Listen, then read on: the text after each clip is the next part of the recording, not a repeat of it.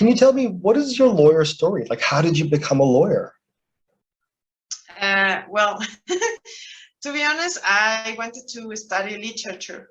Okay, when I graduated from high school, I wanted to study literature, and I didn't realize which kind of style of life I wanted or that kind of thing. So at the end of the day, that because I wasn't quite sure about literature, it wasn't, I didn't feel like it was my passion.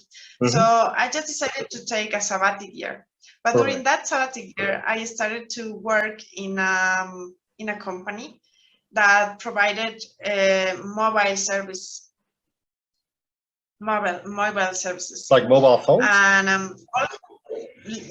mobile phones, but also mobile plans. I don't know how to specify. Oh, interesting. That. Okay, right. And a part of its products was also to provide I don't know, like a cabin, a phone cabin that you usually find in the street. Right now, we don't see that because here, or here in Ecuador, almost everyone has a mobile phone. Yeah. So it's very rare to find a phone cabin in the street. It's not so common right now. But at that moment, this company provided that services as well. And I was the ladies who answered the phone, say, okay, what is the problem with the cabin phone, with the phone cabin? What is the issue? What happened? So it was really interesting job because it was my first job. But at the end of the day, this company, and I am not going to say the name, they finished a lot of contracts with its employees, but most of them were old. And I must say, they applied this method at that time. It was very new. At this time, is illegal, what I am going to say, but they put these people through a system that that encouraged to say them if they betrayed the company or not. Interesting. Like a machine to say it is true or it's not true. So that right now is very illegal. It is not enough reason to say somebody thank you for your services. At that time, these kind of machines were new here in Ecuador and were very used in many companies to this resignation process. Okay, so a lot of people were old and they didn't have the chance to fight with the company. So for me, it was really, I was 18 years old, and it was like, this is not fair. What is happening here? And you just don't know how it works in the organizations. I am not saying that all the organizations work in that way. I'm not saying that. I'm just saying that sometimes there are practices that are illegal. Interesting. That's why I at that particular time, did you know this was illegal, or did it feel wrong? It felt wrong. It felt wrong. Okay, and because it felt wrong, you were like, like literature is interesting, but maybe I should do something else with my life. Yeah, I just felt like sometimes, I don't know in Australia over there, but here you listen stories. What happened to your father or maybe to your uncle, and you realize how unfair could be the market. Okay, because at 40s, at 50s, is not easy to get involved in another company and start from zero. It's not easy at all. Yeah, to reestablish your life. It's very risky, and in economics, as in Ecuador, the market is really small.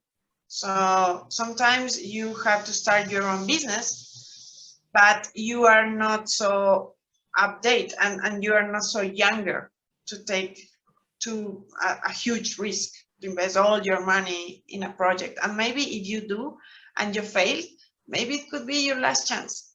So it's not so easy. I'm not saying that to invest always is a happy experience. I'm not saying that, because to invest in something or entrepreneur activities always have a risk, always.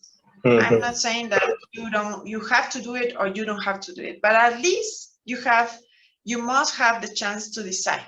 But if you work a lot of time in a company, for sure you deserve to receive an amount, or a legal amount, or money.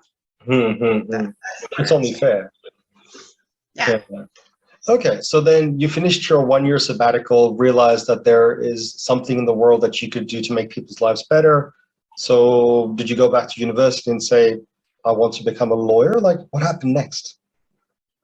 Well, what happened is, of course, in my family, my mother is a lawyer, and I have 2 aunts, they are lawyers, so of course I have that influence as well. Right. And then, yeah, when I started to study law, I realized that it wasn't so easy.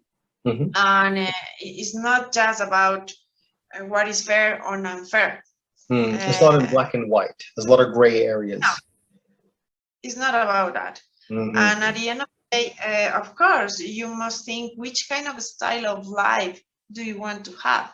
As in everything, I think that decision is part of life. Okay, if you want luxury status, of course, you are looking for some subjects that allows you to make an interesting amount of money. Okay, it's not the same to be a lawyer in human rights or maybe environment law than corporate or criminal, or maybe violence. What I mean is family violence, because in that area you have a lot of money there, or real estate. Okay, it's different. Real estate is more related with business. It's real estate business.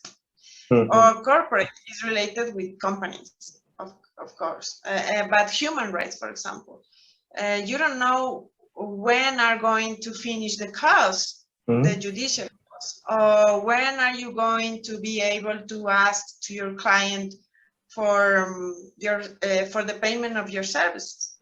Maybe they don't have, you know, and you have to wait at the end of the decision. For example, in human rights, you have to wait the government pay for the affection to the community, for example.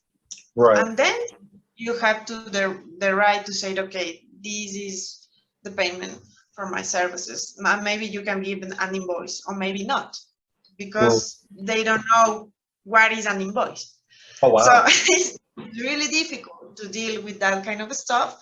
But daily, if you are a human rights lawyer, you must have that conviction that you are not looking for big amount of money. You are looking for justice.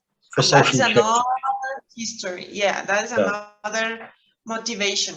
That is another motivation. Interesting. And if you are I don't know, if you are a judge, that is another service. You are providing a service to the community, a social service. You are not looking for investment and money. No. You have a social role. Is a different issue. So if you are aware about that, it's supposed that you are not going to have an internal conflict about what you are doing there, for example. Interesting. So like as a judge, you know, you'd have to have a really strong conviction towards the Constitution and have a really firm understanding of, you know, what is and what isn't. Interesting. Yeah, and maybe you have to study more than a professional lawyer, freelance.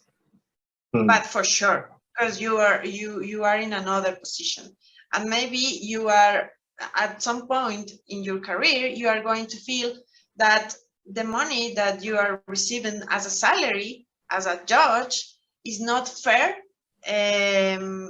or is not enough with the effort that you are putting in the case, because you have to study the double or maybe more than the lawyer that is making a defense as a private, of course, is in the private sector. So maybe yes, the other professionals are going to earn more money than you as a judge, but your motivation is different. Your motivation must be different, because if it's the money, you are in the wrong place.